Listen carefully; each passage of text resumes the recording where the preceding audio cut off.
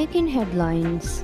The President and Prime Minister Modi holds a significant diplomatic engagement during the banquet hosted by the Indian President. The President attends an official banquet hosted by the Indian President following the swearing-in ceremony of the India's Prime Minister. And the President and India's External Affairs Minister holds discussions in a meeting in New Delhi.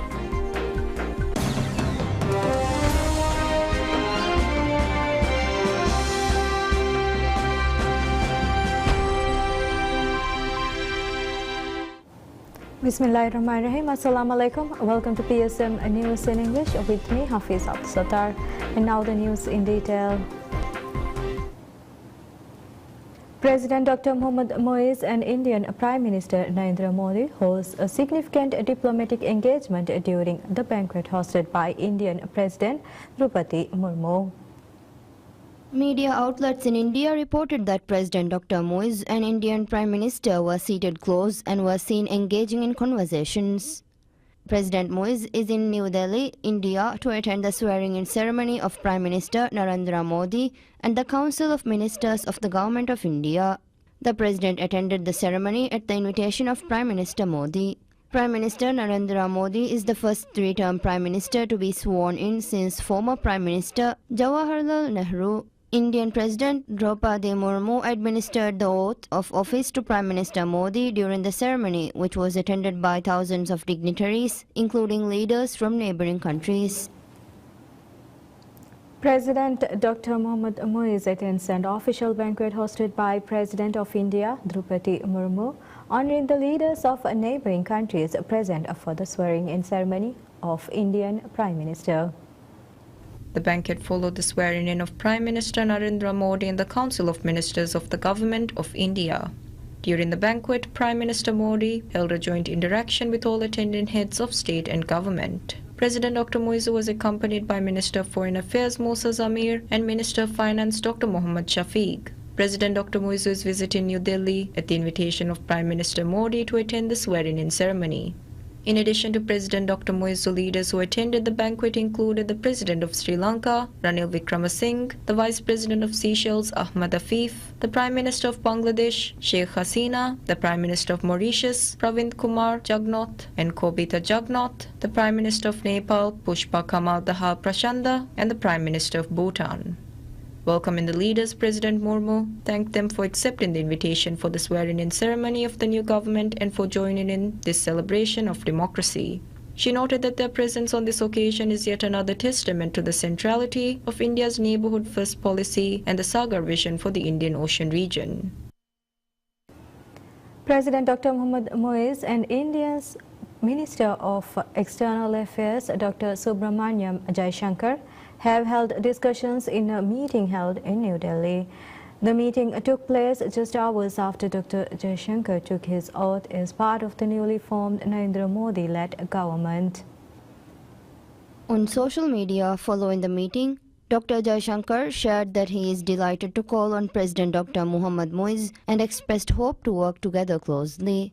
The meeting between Dr. Jaishankar and President Moiz is seen as a pivotal step towards exploring avenues for renewed cooperation and mutual benefits. President Moiz is in New Delhi, India, to attend the swearing-in ceremony of Prime Minister Narendra Modi and the Council of Ministers of the Government of India.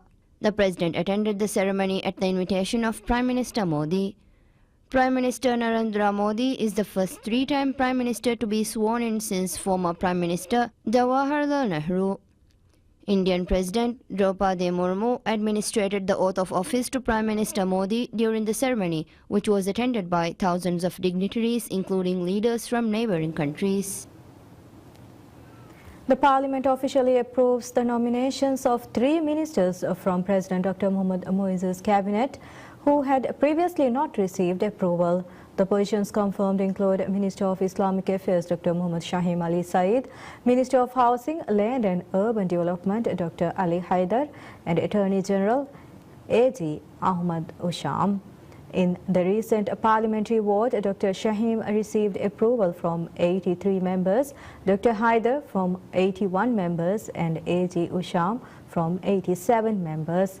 President Moise had initially sought approval for these ministers on February 4th, following an issue where only 19 out of his 22 cabinet ministers were approved in January by a parliament previously dominated by the Maldives Democratic Party (MDP).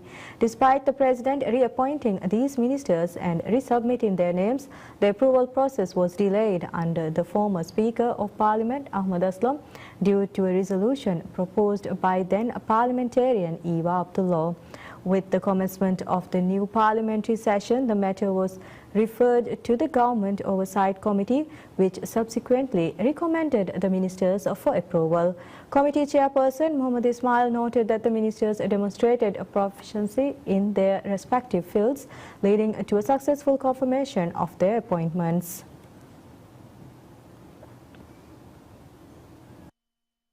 Speaker of Parliament Abdul Rahim Abdullah announces the government plans to introduce 37 bills during the second session of the Parliament of the Maldives. The list of these bills has been forwarded to the Parliament for consideration. The Attorney General's Office AGO traditionally submits a list of bills to be passed by the government in each parliamentary session.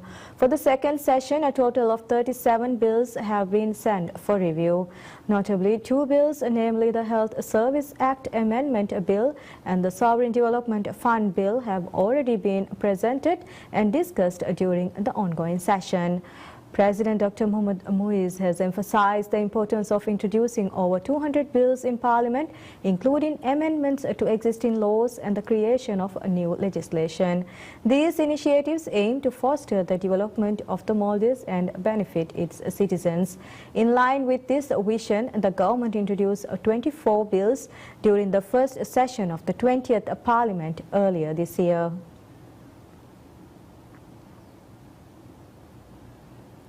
The government announces the formation of a subcommittee tasked with investigating actions taken by the previous administration that may have undermined the country's independence during the third meeting of the Committee on National Security Service. The initiative to form this committee was proposed by parliamentarian Ahmad Azan Marzouk, who advocated for a parliamentary inquiry under the powers vested in the Parliament and the 241 Committee by the Constitution.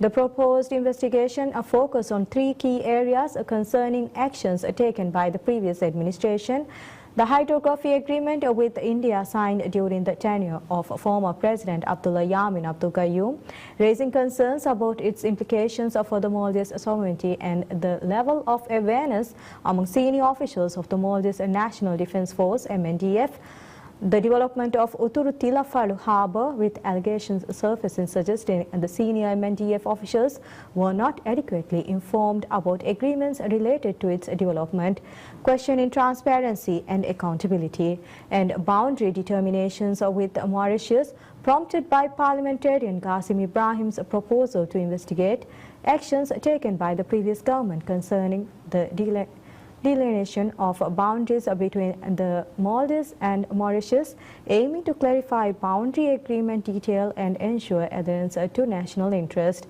The subcommittee proposed of 4 members appointed by the 241 Committee, with leading the investigation. The members include parliamentarians Ahmad Azan Marzouk, Ahmad Nazim, Abdul Ghaffur Musa and Abdul Hannan Abu Bakr.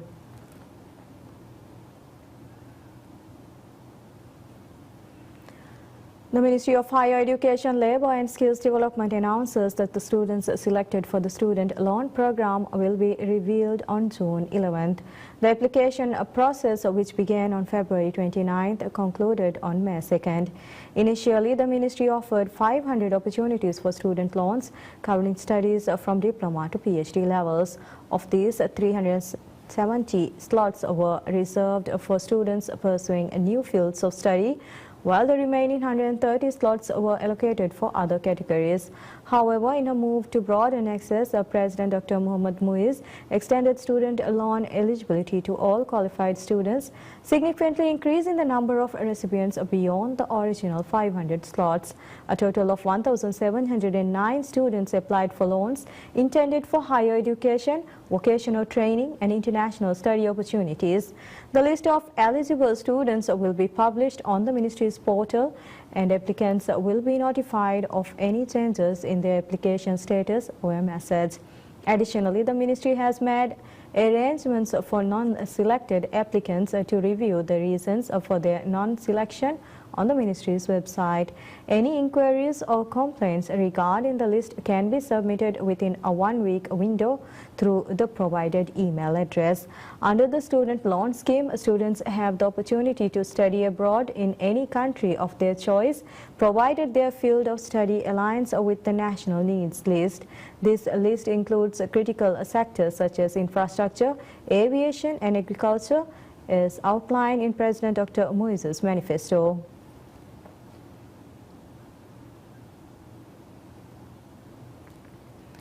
Minister of Fisheries and Ocean Resources Ahmad Shyam announces the transforming fisheries sector management in the Southwest Indian Ocean region and Maldives project will significantly boost the fishing industry. He made the remarks during a ceremony inaugurating the information session workshops for the project, which is fully financed by the World Bank. Speaking at the ceremony, Minister Shyam emphasized that the project's primary aim is to enhance evidence-based fisheries management in the Southwest Indian Ocean region and to increase competition and efficiency among fishermen. He noted that this is the largest project ever initiated in the Maldivian fishing industry, thanks to the financial support of the World Bank. Reflecting on the agreement signed in August 2023, Minister Shyam highlighted the ongoing efforts to align the project with the new policies adopted by the current administration. He reiterated President Dr. Muhammad Moises's overarching goals of developing and enhancing the fishing sector, expressing confidence that the project will bring significant advancements to the industry. The Transform project, valued at $65 million, is set to be completed within a 7-year time frame. The Indian Ocean Commission will contribute $12 million towards this endeavor, while the Maldives will contribute $53 million, half of which will be provided at no cost. The project will be carried out in 3 main phases. The first phase involves conducting research to enhance and develop the fishing industry in the Southwest Indian Ocean region. The second phase focuses on augmenting the utilization of scientific knowledge and strengthening a regional capacity for fisheries management. The third phase aims to assist the Maldives as a catalyst, promoting and increasing competitiveness within the industry.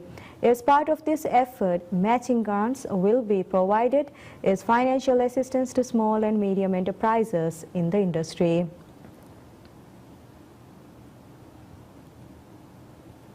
The Financial Intelligence Unit (FIU) of the Maldives is appointed as a member of the Egmont Group of FIUs during the 30th annual meeting of the Egmont Group, which began on June 2nd in Paris, France. The Egmont Group is notably an international network of financial intelligence units, FIUs, dedicated to fostering secure and rapid information exchange on money laundering, terrorism financing and other financial crimes. According to the Maldives Monetary Authority (MMA), the Maldives FIU applied for membership in the Egmont Group in 2017 with support from the FIUs of Bangladesh and Sri Lanka. This milestone marks a significant advancement for the Maldives, facilitating enhanced information exchange among FIUs and providing access to technical assistance and participation in key Egmont Group projects. Moreover, MMA highlighted that a Maldivian membership in the Egmont Group is a crucial step forward in the nation's efforts to combat money laundering and terrorism financing. It further conveyed gratitude towards Maldivian administrative bodies and international organizations for their collaborative efforts, whose support was instrumental in Maldives attaining Egmont membership.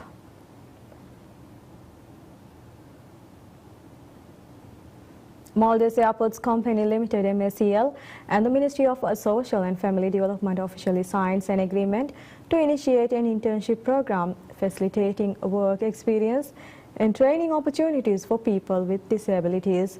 The agreement was formally signed by Deputy Managing Director of MSCL, Mohammad Laman, and Minister of State for Social and Family Development, Ahmad Atif. Under the agreement, MSEL will offer comprehensive support to participants in this program, aiming to integrate individuals with disabilities into the workforce.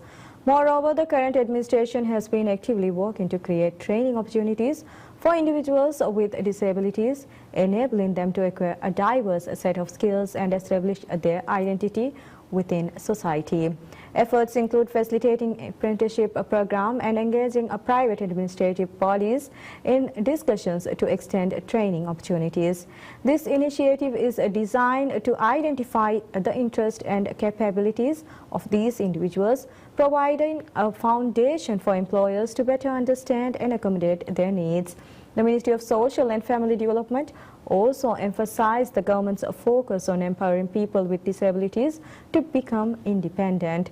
Expressing optimism, the ministry hopes that such initiatives will inspire others to offer similar opportunities, thus fostering an inclusive society.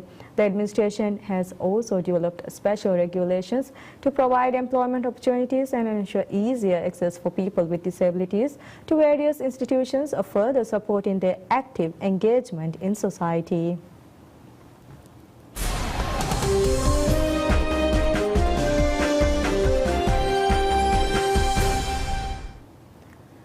Switzerland approved a law on Sunday aimed at accelerating the development of renewable energies as part of the country's bid to attain carbon neutrality by 2050. Official results showed that just under 69% of Swiss voters backed the law on a secure electricity supply based on renewable energies, confirming polling trends published before the nationwide referendum. Alliance for a Safe and Affordable Electricity Supply backed the law, stating that the Swiss people have not taken important decision about our electricity supply. Less than 2 months ago, Switzerland became the first nation ever to be condemned by an international court for not doing enough to combat climate change in a ruling by the European Court of Human Rights. The renewables law was approved by Parliament last year, and most environmental organizations backed the legislation and its ambitions. Reacting to the referendum result, Greenpeace said it meant nuclear was now obsolete and urged Swiss Energy Group Expo to set a deadline for the swift and definitive halt of the 2 reactors and the Besnau nuclear plant. Environment and Energy Minister Albert Rossi said the law was an important milestone for strengthening security of supply in Switzerland, particularly in winter. It aims to boost wind and solar power's current minuscule contribution to Switzerland's energy mix and rapidly increase hydro production, so the wealthy landlocked country is less dependent on imported electricity. The law envisages installing solar panels on building roofs and facades.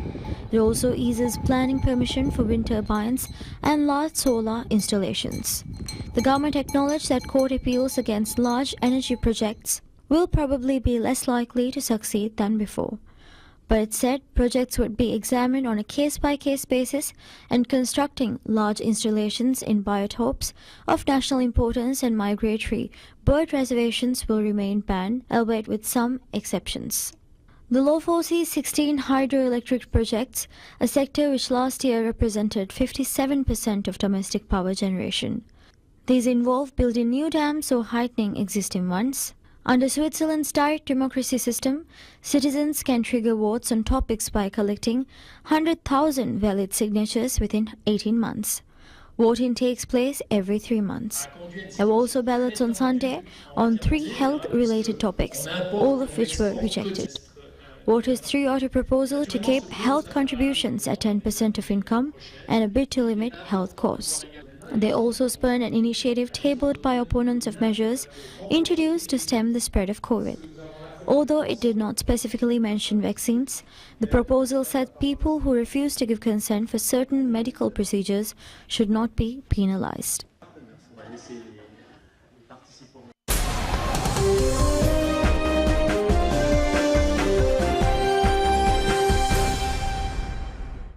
The United States stepped up pressure Monday for a Gaza ceasefire with a call for a UN Security Council vote on a truce as it redeployed Washington's top diplomat to the region, scared by 8 months of war. Secretary of State Antony Blinken's regional tour was preceded by further bombardment of Gaza by Israeli forces, with witnesses reporting overnight strikes in the center of the Strip and helicopter gunfire on ravaged Gaza City. Israeli Prime Minister Benjamin Netanyahu meanwhile faced domestic dissent, with war cabinet member Benny Gantz quitting Sunday over the Premier's handling of the war. Washington sought to bring a ceasefire closer by tabling a draft resolution at the United Nations, calling for an immediate ceasefire with the release of hostages between Israel and militant groups Hamas. A staunch ally of Israel, the United States have been widely criticized for having blocked several earlier UN draft resolutions calling for a halt to the fighting. A new push for a deal by President Joe Biden on May 31st, separate from the UN, has so far failed to produce tangible results. While further doubts have been cast on a truce by an Israeli special forces raid to free hostages which killed scores of Palestinians on Saturday. The Israeli military said that the extraction team and the 4 rescued captives came under heavy gun and grenade fire by militants who killed 1 police officer while Israel's Air Force launched strikes that reduced nearby buildings to rubble. The health ministry in the Hamas-run territory said 274 people were killed and 698 wounded in what it labeled the Nusrat massacre, figures that could not be independently verified. Among those were at least 64 children, 57 women, and 37 elderly people, the ministry said.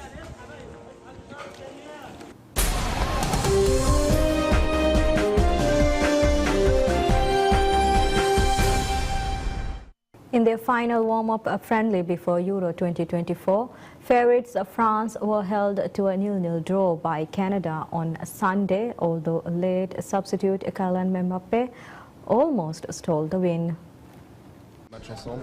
With the superstar striker nursing an injury, French coach Didier Deschamps experimented with his attack. With Oliver in a classic central role flanked by Marcus Thuram and Ousmane Dembele, the coach withdrew Antoine Griezmann to a support role.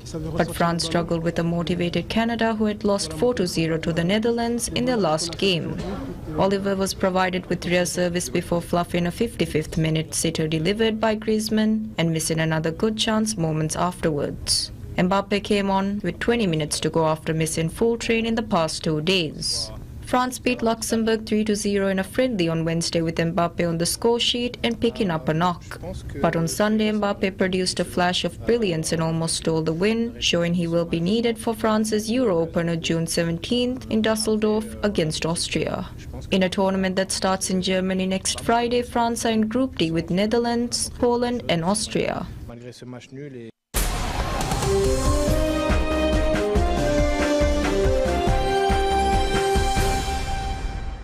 A smart wheelchair system built by a team of young Tunisian women engineers has reached the finals for a prestigious European Inventors Prize, setting a hopeful precedent in the countries embroiled in multiple crises. Their project Move or Brain allows wheelchair users to move through a choice of touchpad, voice command, facial gestures, or most impressively a headset that detects their brain signals. It has been shortlisted from over 550 applicants for the final round of the Young Inventors Prize, launched by the European Patent Office in 2021.